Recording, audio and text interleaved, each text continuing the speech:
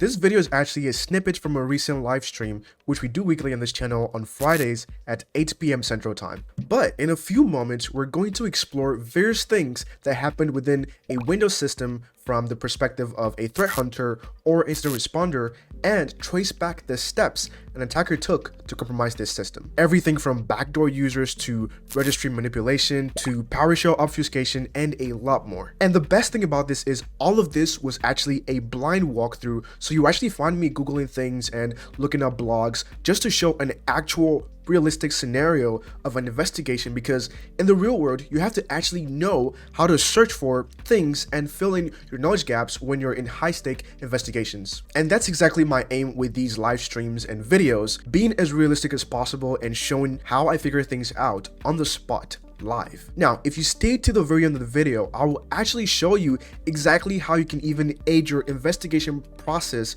using large language model AI tools to aid your analysis process. All right, that being said, let's get to the video. All right, so SOC analyst Johnny has observed some anomalous behaviors in the logs of a few Windows machines. It looks like the adversary has access to some of these machines and successfully created some back. His manager has asked him to pull those logs from suspected hosts and ingest them into Splunk for a quick investigation. Now, our task as a SOC analyst is to examine the logs and identify the anomalies. To learn more about Splunk and how to investigate the logs, look at the rooms Splunk 101 and Splunk 201. And I'll leave the link to those streams I've done about these rooms in the description after this stream is live. All right, so we have our room deployed, and I think we've already logged into Splunk. Awesome. Let's go ahead and get started. I think it's going to be really fast, but we'll see. It could take us some more time than we actually need. All right, let's get started. So I think the first question is to allow us to orient ourselves with the data that we have access to, because it's asking us how many events were collected and ingested into the main index. So if you're not familiar with indexes, again, go watch the very first stream, went over the basics. If we go into search and reporting, there's a very simple way, I believe, to get an understanding of the logs you have access to. And I think it's just by going straight into the data summary, and we'll just look at, we just have host sources and source types. So we have 12,256 events in the main index, which is quite a lot of events. Anyways, yeah, that's our answer to the first question, 12,256. Yeah, I think that's the first answer to our question. Okay, there we go. Anyways, all right, next question is, on one of the infected hosts, the adversary was successful in creating a backdoor user. What is the new user name? All right, so this is where the real investigation begins. So we're looking for an infected host and where a adversary created a backdoor user. So I would want to look for Windows API calls or Windows events that signify a new user creation, since I know that this is a Windows environment set on a few Windows machines, or maybe the actual commands that the attacker ran, you know, if it's available, because I do see some PowerShell stuff, so I could be able to get some PowerShell activity, but I don't know how the attacker did this. So I want to start first by looking for Windows event IDs. So let's go ahead and look for Win event ID. What would be the, is that what you're looking for? Oh, for user, okay, yeah. I was gonna ask you. So it's like it's 4720. So it's identified by ID and not like by anything else? What do you mean? Is there any other identifier? What do you mean, is there any other identifier? Apart from the ID, is it just the ID? There are different things in Windows event logs that you can use for identifying attacker activity. So it could be the, you know, event ID, which is basically the API call the attacker made or the command they ran. I can just look at their activity in PowerShell, maybe the exact PowerShell command they ran. But I mean, sometimes, like, you know, like in the PowerShell, the command might be different or it could vary, but the ID will always be the same if it's like an activity they're trying to do, right? They could encode PowerShell, they could do different things, right? So, but the ID never lies, right? The event ID that occurs like never lies. So for example, right, I think this is a 4103, but if whatever they ran here is like encoded, right? You can see here, this is encoded, I think in base 64. We don't really know what they ran here, except we decode this. But if we know what this event ID means, right, we kind of have an idea before we actually decode the PowerShell that they ran, PowerShell command that they ran on the host. But right now we care about this event ID for user creation. So let's go ahead and filter for event ID, and it's going to be 4720. All right, so we have just one event for this, and we see it's for user account management. Michael Bevan, user account was created, and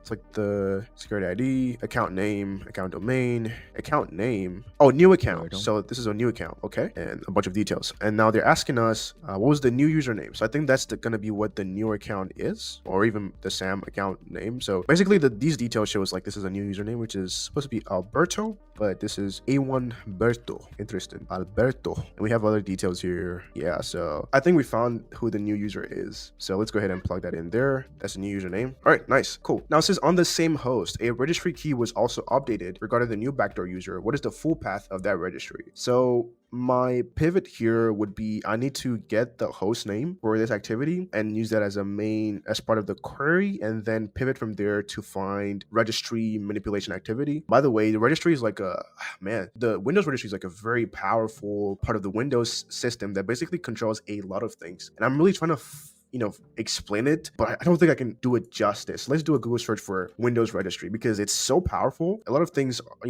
can be done from settings or stuff like that. But if you really want to manipulate or like adjust or change very core functionality of a Windows system in a way that you can't do through the UI or sometimes even through the command line, you could manipulate the registry through the command line, but you could basically like make so much very minute and granular changes to the Windows operating system from the registry. So if an attacker is really trying to like maintain like really low level persistence or make very sophisticated changes to the Windows system they've compromised, they definitely want to do that from the registry. If malware wants to do something that is going to be hard for removal or going to establish very strong persistence, they want to do it from the registry. So you're going to be seeing a lot of registry manipulation activity when it comes to Windows system. Let's go to Wikipedia because why not? The Windows registry is a hierarchical database that stores low-level settings for the Microsoft Windows operating system and for applications that opt to use the registry. To be honest, virtually almost every application on your Windows system will be using the registry, even applications that you install on the system. Matter of fact, you can even find a lot of forensic artifacts from the registry. You can download a bunch of like things from the registry by pulling those details from the registry. So it allows you the ability to manipulate settings, but it also stores configuration and data about the system. So it could be a source by which you can identify details about a system. So sometimes malware or attackers could investigate for details within the registry to find things about the computer, things about people who are logged into the computer, things about like browser history, like different things can be found in the registry. So it's a very, very powerful component of the Windows system. And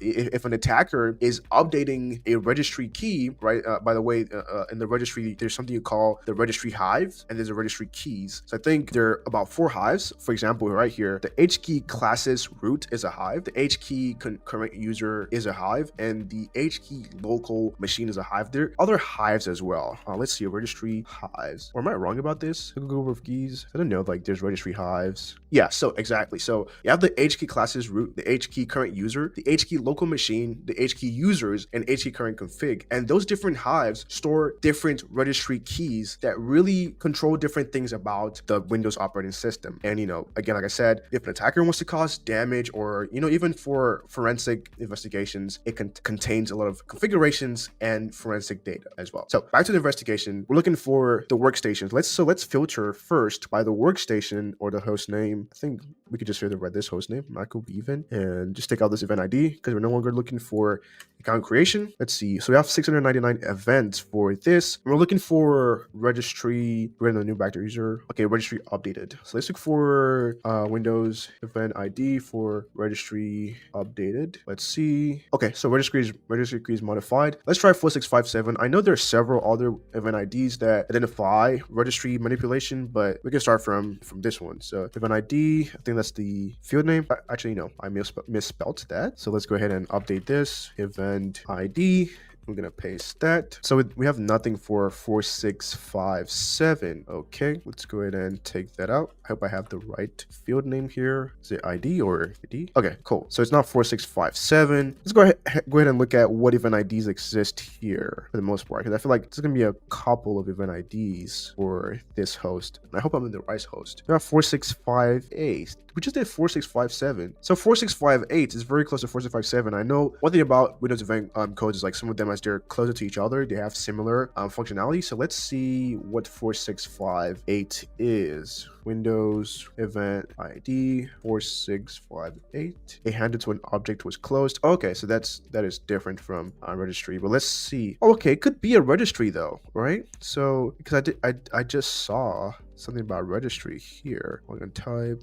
No, I'm not really good at just reading things, but I saw something about registry. So yeah, this event generates when the handle to an object is closed. The object could be a file, a system, or a registry object, or a FOSS. Okay, I'm just going to go off of my hunch. I don't think it's going to be 4658, but let's go ahead and look at what 4658 is. I have another hypothesis I'm going to follow after this, but let's see. This doesn't show us anything. So my hypothesis next I want to follow is, and it's probably like, you know, a backdoor way of investigating this, but I do think it's still relevant. So we're looking for when a registry key was updated. Now, users do not typically update registry keys. Users sometimes users don't even know that a registry key exists. So my hypothesis here is if a registry key is getting updated, then it's going to be a rare activity. So I should see very low prevalence of this activity in this environment or this event for this host. So if I filter for low prevalent activity, so let's go ahead and just do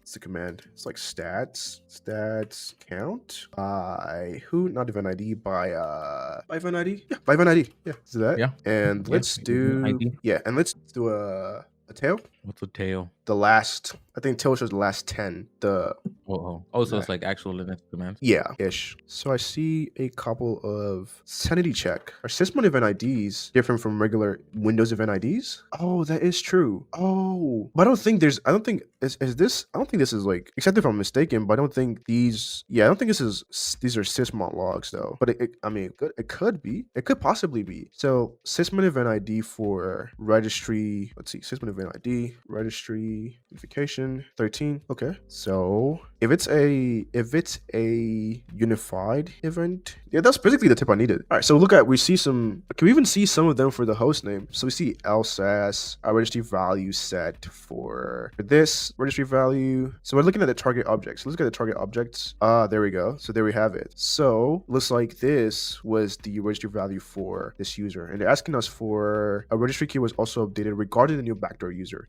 and this is the only one that is like signifying this the user we just dealt with. So I think this is what we're looking for. That is interesting. This is the one. Okay, what are we missing? What is the full path of that registry key? Right, a new user. It's a full path, isn't it? HKLM, Sam. What are we missing this time? Maybe not the default. There we go. So that is the full path of the registry key. Again, shout out to AJ King for pointing us in the right direction for this.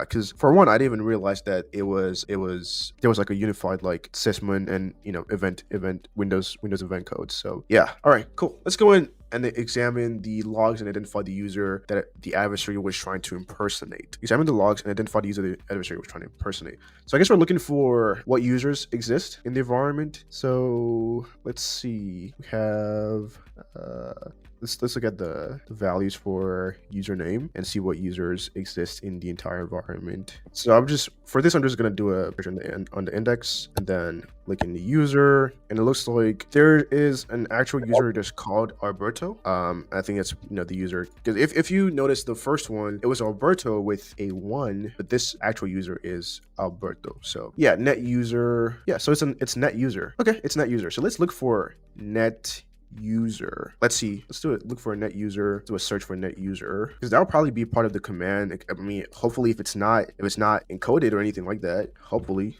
Nice. Look at that. Oh wow, that was okay. That was easier than I thought it would be. Net user add Alberto P powered 1. So this is the username and the password. Interesting. So what is the command used to add a backdoor user from a remote computer? So I don't think it's just this, because I see, yeah, so it should, yeah, we'll probably have like it'll probably have details about the originating system in the command line. I think, there we go. So yeah, because it was an executable, the wmic.exe, that was used to call that, basically used to perform that activity. So the full command here was this executable node workstation 6 process call create net user at a, it makes sense that this was the full command, but I want to understand, because this was like both a process creation activity that I think, obviously ultimately led to, yeah, this parent process name, new process name, net.exe, going ahead to, run this process command line basically from this WMI prvse.exe.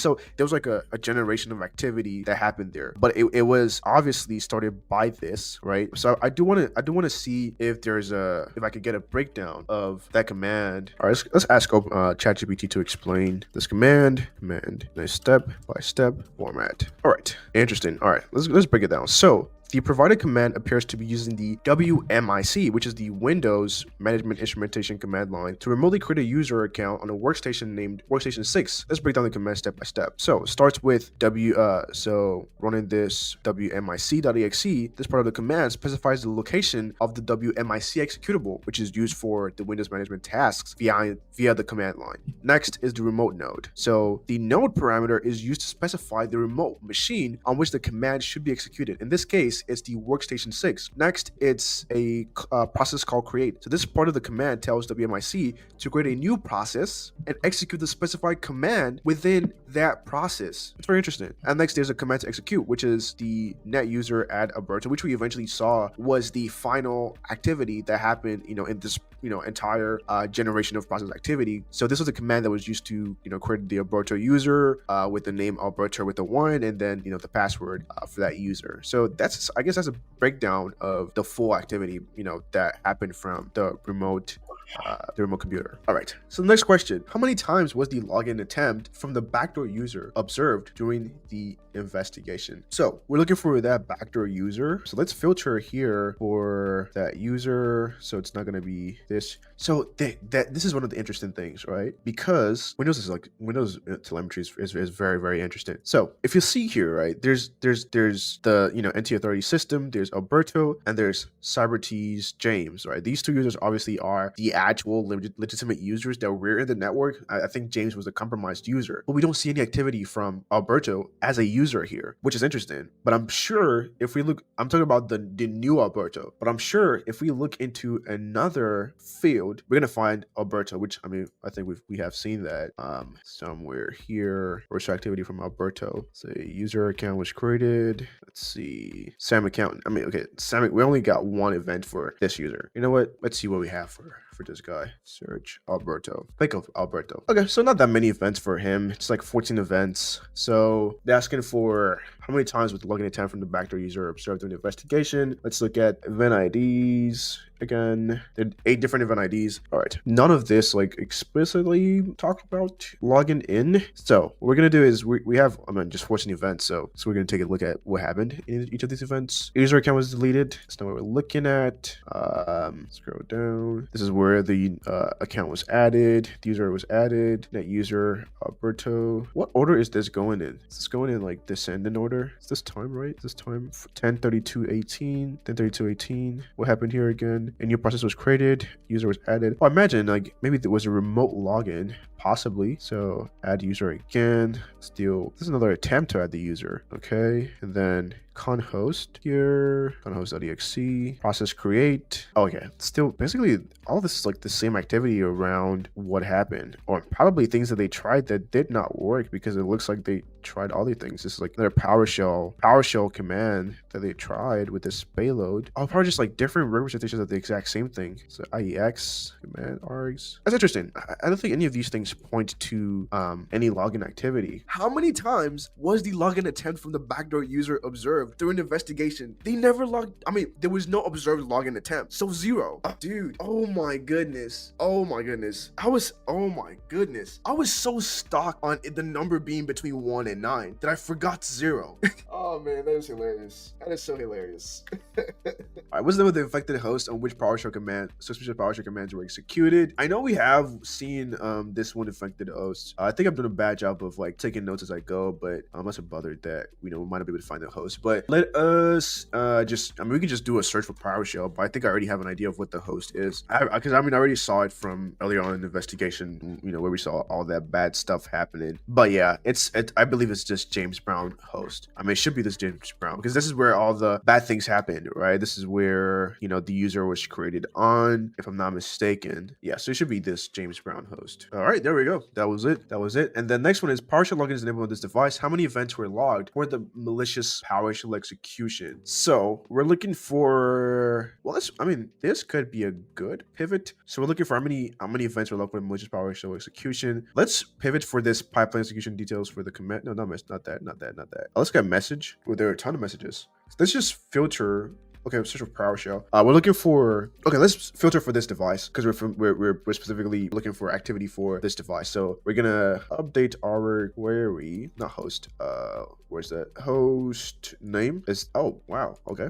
James Brown. Let's take out this. Do search for PowerShell again, and you have 187 events, but it looks like the answer is supposed to be a 2-digit answer. Let's see, hunting for PowerShell execution in Windows, because I mean we have a ton of PowerShell activities, but yeah, not everything is PowerShell execution, right? So let's see. That's a hunt for PowerShell execution in Windows. Splunk PowerShell execution. Ideally, I'll watch a video, but we're running short of time. PowerShell execution. Let's see. Oh, perfect. Use a script block-in. Oh, that's what I'm looking for. Login types, transcript login, module login, script block login. Oh, okay. So I think there's even event codes for PowerShell execution, right? Let's see. What event codes do we have? Event ID. Oh, interesting. Okay. So we have 4103. Huh. 4103. That's very close to 4104, which you just saw. Let's see. What is event code 4103? I feel like today's a lesson on event codes. Event ID 4103. Module login. Attackers use several. Let's see. The event is logged. Why does this look so dead? 4103. This is literally what I just opened up here. My brain just moves faster than I could think. Module login. It's gonna have the entire details of the execution event and the result event code.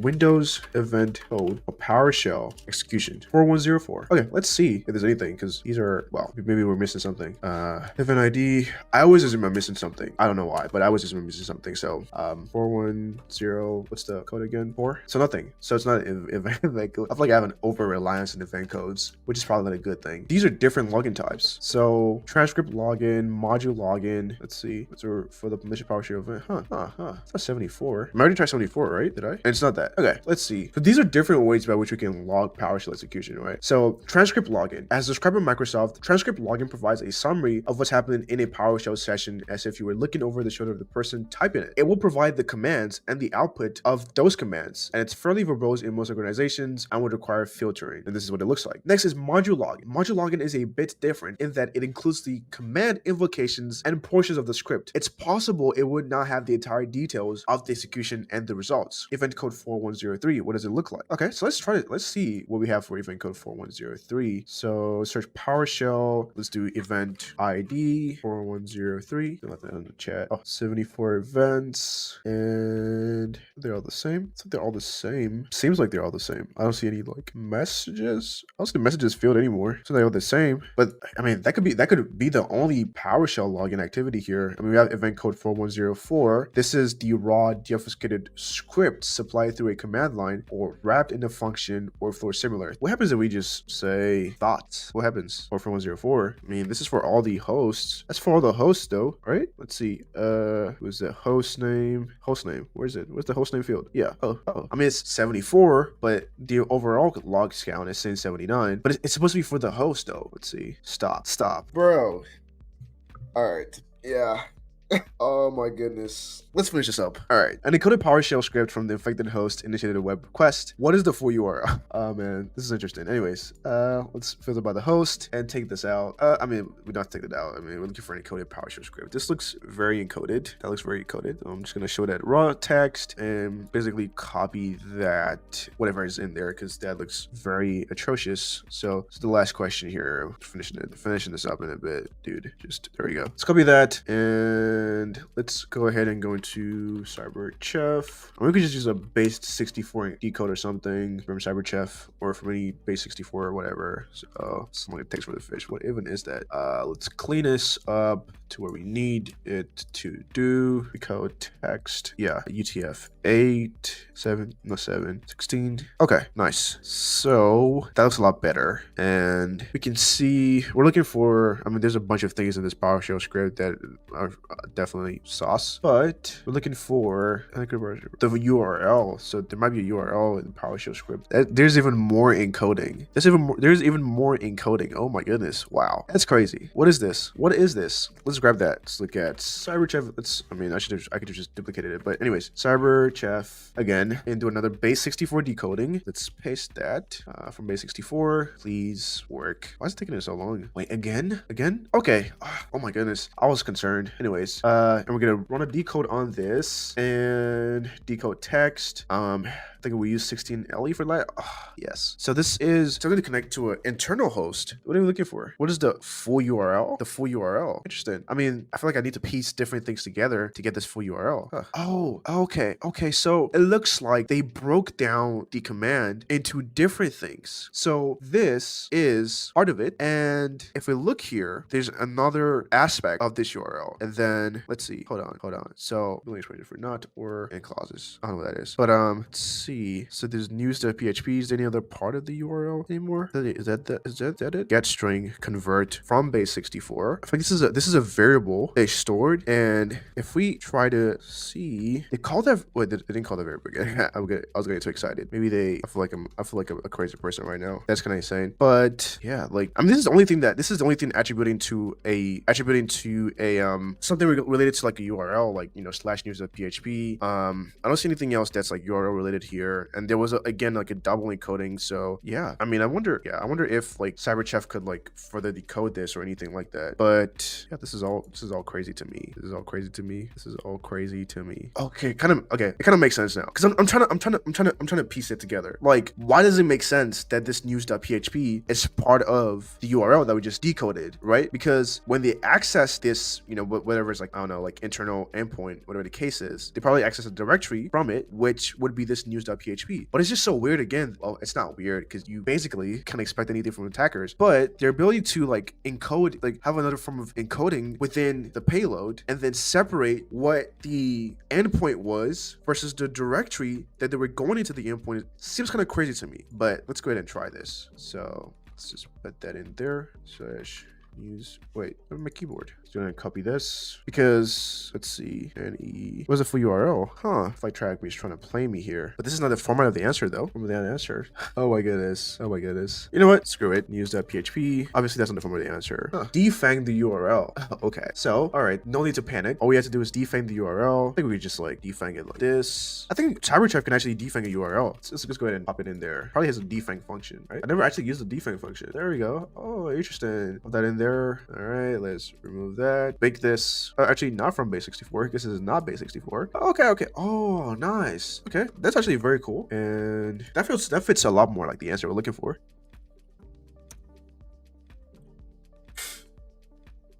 Get out of here. Oh man, wow. That final payload was like, definitely like very interesting. Like the first encoding and then another encoding within the encoding, and then separating the URL, by separating the actual endpoint from the directory that it was going into. And for a second, I thought that was being stored as a variable, right? Because if we look back in here, right? They just want to finalize this. If we look back in here, it seems like this is being stored as a variable, right? So $T equals this. So I'm curious as to where they called that variable back, right? Because if you said a variable, you have to call that variable back, right? Where did they piece this all together, right? That's what kind of, you know what? Let's ask OpenAI, ChatGPT. Okay. So it starts by first doing a version check. So if PS version major tag GE, this script begins with a version check to ensure the partial version is 3 or higher. Next, this line attempts to retrieve the catched group policy settings field from the system management automation utils class using reflection. This will be an attempt to manipulate script login settings. Does a bunch of more things: anti-malware scan, interface evasion, network configuration. Okay, so configure network settings, including user agent and target path. Oh, there it is. So it stores this user agent as a variable U, right? It then stores SER as whatever is within this string right here, which we just decoded in Cyberchef, right? This is what we got. And we come back here, we see that it has user agent and then U, right? Which I think it calls back this U variable right here, which is stored for the user agent. Encryption key setup, data encryption execution. So let's see. It joins. Oh, so there it is. So this is where it does the final